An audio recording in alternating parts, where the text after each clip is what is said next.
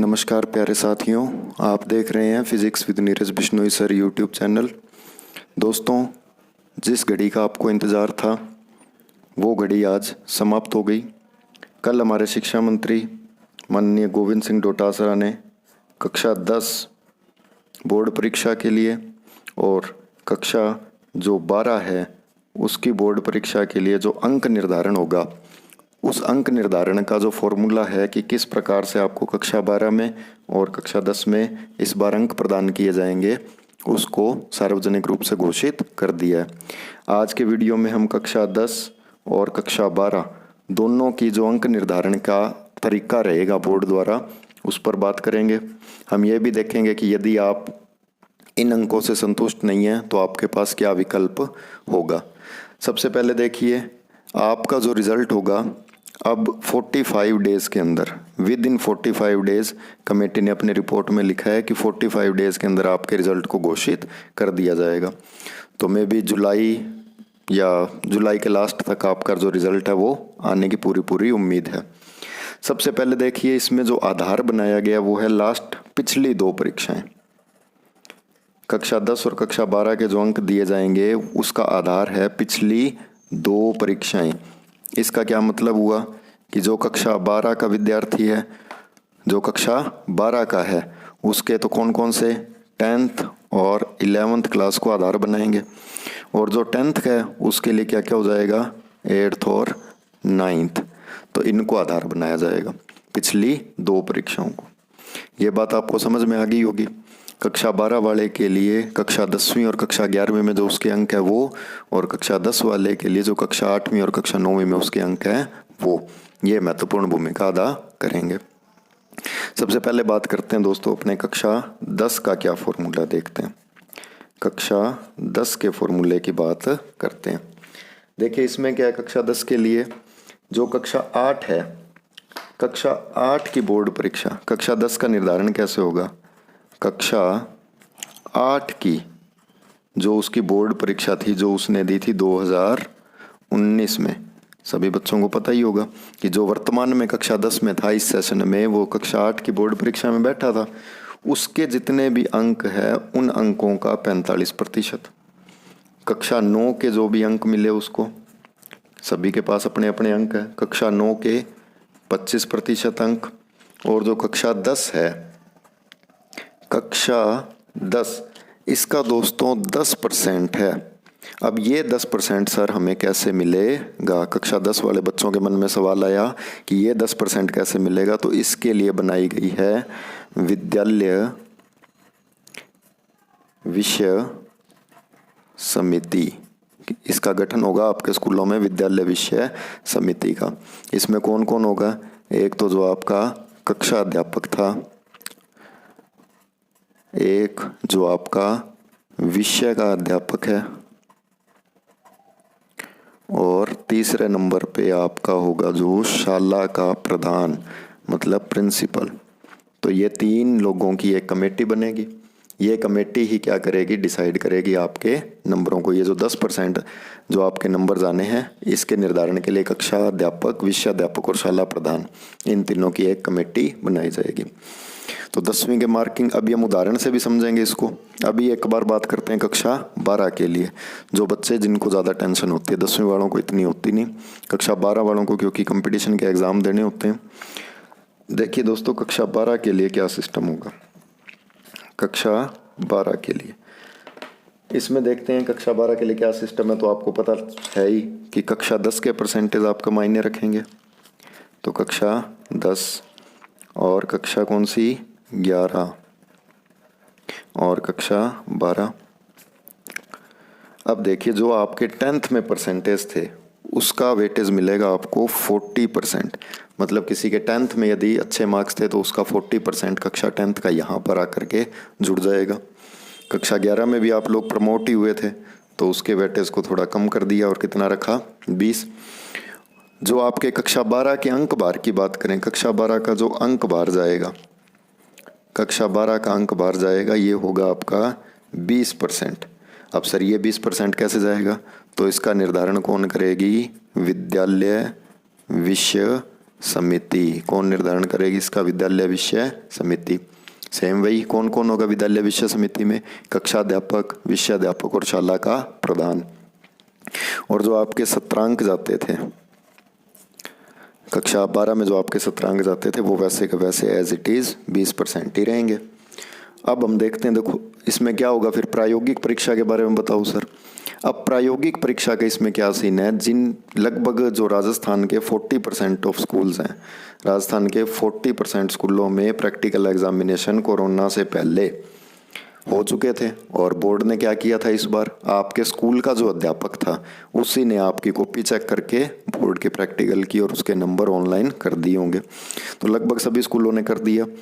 लेकिन जिसके लिए नहीं हुआ तो उसके लिए एक ऑप्शन रखा गया है कि ये जो है प्रायोगिक परीक्षा ऑनलाइन या ऑफलाइन किसी मोड से करवाई जाएगी। इसका अभी स्पष्ट निर्देश कुछ नहीं आएगा तो आपको वीडियो में हम बता देंगे, सूचित कर दिया जाएगा। तो प्रायोगिक परीक्षा आपकी लगभग हो चुकी है मेरे हिसाब से। अब देखिए क्या होगा। यहाँ दोस्तों एक बात आती है कि सर हम हमारे परिणाम से संतुष्ट नहीं है। अब यदि आपके इन फॉर्मूलों के अकॉर्डिंग कक्षा 10 के लिए, कक्षा 12 के अकॉर्डिंग नंबर कम बन रहे हैं तो क्या करें? तो यदि आप इस परिणाम से संतुष्ट नहीं हुए तो आपके लिए एक व्यवस्था होगी, और वो व्यवस्था होगी दोस्तों वैकल्पिक परीक्षा की। आप चाहें तो वैकल्पिक परीक्षा भी दे सकेंगे। अब ये वैकल्पिक परीक्षा क्या है सर? जब आपके रिजल्ट घोषित हो जाएंगे, आपको अपने अंक पता लग जाएंगे। अंक पता लगने के बाद मान लो आप संतुष्ट नहीं हैं तो आपसे बोर्ड फार्म भरवाएगा। उस वैकल्पिक परीक्षा में आपको आवेदन करना होगा, और वहाँ मान लो आपके इससे नंबर बन रहे थे 70%, फॉर्मूला लगा करके आपके नंबर बने 70%, और वैकल्पिक परीक्षा देने के बाद आपके बन गए, मान लो कम कर देते हैं 65% बन गए मान लो। तो ये जो 65% है मान्य यही होंगे, फिर आपके 70 वाले मान्य नहीं होंगे। कोई नेगेटिविटी की बात नहीं, हो सकता है आपके यहाँ 70 बन रहे थे, परीक्षा देने के बाद आपके 90 भी बन सकते हैं, वो आपकी तैयारी पे डिपेंड है। तो ये वैकल्पिक परीक्षा का ऑप्शन है वो खुला रहेगा आपके लिए। ये रिजल्ट आ जाए एक बार, उसके बाद में आपकी वैकल्पिक परीक्षा के लिए भी आवेदन लिए जाएंगे। अब वो परीक्षा कब होगी, कौन से मंथ में होगी, इसके लिए अभी कोई दिशा निर्देश नहीं है। अब हम दोस्तों एक उदाहरण लेते हैं कि किस प्रकार से आपके नंबर काउंट होंगे। आप अपने अपने नंबर उस हिसाब से काउंट कर लेना, और कमेंट बॉक्स में ज़रूर बताना कि आपके कक्षा 12 और कक्षा 10 में कितने % बन रहे हैं। इसको एक उदाहरण से देखते हैं, आइए दोस्तों। तो देखिए दोस्तों, हमने कक्षा 10 के किसी बच्चे का एक उदाहरण लिया। मान लो उस विद्यार्थी XYZ के कक्षा 8 में 90% अंक थे, कक्षा 9वीं में उसके 80% अंक थे, सत्रांक के 20% जाएंगे, और कक्षा 10 का जो अंक बार होगा टेस्ट वगैरह के लिए जो विद्यालय विषय समिति होगी वो भेजेगी 10%। तो अब इस बच्चे के 10th में कितने नंबर बनेंगे बोर्ड परीक्षा में, हम वो कैलकुलेट करते हैं। हमें पता था कि 8th के नंबर जो मैंने आपको पिछली वीडियो में बताया, 8th का जो नंबर है उसका आपको 45% निकाल लेना। तो 90% थे उस बच्चे के, तो हम क्या करेंगे, 90 का 45% जो % है वो निकालेंगे। जब 90 का 45% निकालेंगे तो ये आ जाएगा 40.5। तो इतने नंबर उसको मिल गए कहाँ से? कक्षा 8 के अंकों से। कक्षा 9वीं में उसके कितने थे? 80, और 9वीं का अंक बार फॉर्मूले में कितना रखा है सरकार ने? 25%। कितना रखा? 25। तो अब अपने को क्या करना पड़ेगा? 80 का 25% निकालना पड़ेगा। 80 का 25% कैसे निकालोगे? 80 × 25/100, ये कितना आ जाएगा? 20.0%। अब सत्रांकों की बात करते हैं दोस्तों। सत्रांक तो चाहे बोर्ड परीक्षा ये कोरोना ना भी होता तो भी लगभग क्या होता है, सत्रांक पूरे ही भेजते हैं। खासतौर से प्राइवेट जो स्कूल हैं वो लगभग पूरे ही भेजते हैं। तो ये आपके जो सत्रांक है उस सत्रांक से आपको मिल गए 20%, और कक्षा 10 का अंक बार जो विद्यालय विषय समिति होगी वो आपके भेजेगी। अब विद्यालय विषय समिति सामान्य सी बात है, मेरे हिसाब से आपके पूरे ही नंबर उसमें भेज दिए जाएंगे। वैसे क्या होता है, प्री बोर्ड जो टेस्ट वगैरह हुए थे, जो आपके बीच बीच में प्री बोर्ड टेस्ट हुए या स्माइल के माध्यम से, या आपके स्कूल वालों ने जो टेस्ट पेपर लिए थे, उन टेस्ट पेपर के जो आपका प्रदर्शन होगा उसके अकॉर्डिंग ये नंबर जाएंगे। लेकिन आप अपना अंदाज़ा लगा सकते हैं, अभी 10 की जगह हो सकता है 9 भेज दें, 20 की जगह 19 मान लो, या जो भी है। अब इनका योग करेंगे दोस्तों तो इसका योग बन जाएगा 90.5%। तो इस बार ऐसा बच्चा जिसके कक्षा 8 में थे 90%, कक्षा 9 में थे 80%, और ये 17 अंक और ये जोड़ के इस बार उसका जो कक्षा 10 का रिजल्ट होगा वो होगा 90.5%। तो दोस्तों ये आपका फॉर्मूला था, ये आपको समझ आया होगा। देखो वापस देख लो, कक्षा 8 के जो भी आपके परसेंट है उस परसेंट का आप 45% निकाल लो, 9th में जो आपके परसेंट है उसका आप 25% निकाल लो, 20% को 20% रख दो और 10% को 10% रख दो, तो आपको एक अनुमान मिल जाएगा कि आपके कितने नंबर तक कक्षा 10 की बोर्ड परीक्षा जो है उसमें बनने वाले हैं। अब बात करते हैं कक्षा 12 के लिए। देखो दोस्तों, मैंने एक उदाहरण लिया है कक्षा 12 के बच्चों के लिए।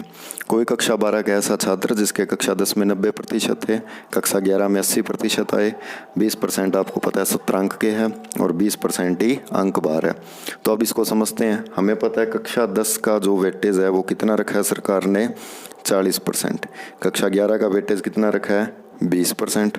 अब क्या होगा, आपको क्या करना पड़ेगा, इस 90 का कितना परसेंट निकालना पड़ेगा, 40%। तो कैसे करोगे, 90 गुणा 40 भाग 100, तो कितना आ जाएगा ये आपका, ये आ जाएगा 36%। ऐसे ही आप 80 का 20% निकालोगे तो कितना आ जाएगा, 8 दूनी 16, ये आ जाएगा आपका 16%। 17 अंक की बात करें, मैं आपके 17 अंक पूरे ही मान रहा हूँ तो 20%, और ये जो अंक बार आपके विद्यालय विषय समिति देगी उसका भी मैं पूरा ही मान रहा हूँ तो 20%। तो ये आपका रिजल्ट जो ओवरऑल बनेगा ये कितना हो जाएगा दोस्तों, 92%। तो उम्मीद करता हूँ आज के वीडियो को आपने अच्छे ढंग से समझा होगा। आपके भविष्य से काफ़ी संबद्धता रखती है ये वीडियो। इसको आगे अपने दोस्तों में भी शेयर करें और कमेंट बॉक्स में अपने अपने प्रतिशत को अवश्य कमेंट करें, और आपकी क्या राय है, क्या ये फॉर्मूले सही है या नहीं, और इस पर कैसे और अच्छे से काम हो सकता था, या आप वैकल्पिक परीक्षा में बैठना चाहेंगे, इसको भी कमेंट बॉक्स में ज़रूर बताएं। विद्यार्थियों की राय जानना अत्यंत आवश्यक है। इसको अपने दोस्तों के बीच में भी ज़्यादा से ज़्यादा शेयर करें और चैनल को प्लीज़ सब्सक्राइब ज़रूर करें ताकि आने वाले वीडियोज़ के नोटिफिकेशन आपको मिलते रहें। धन्यवाद दोस्तों।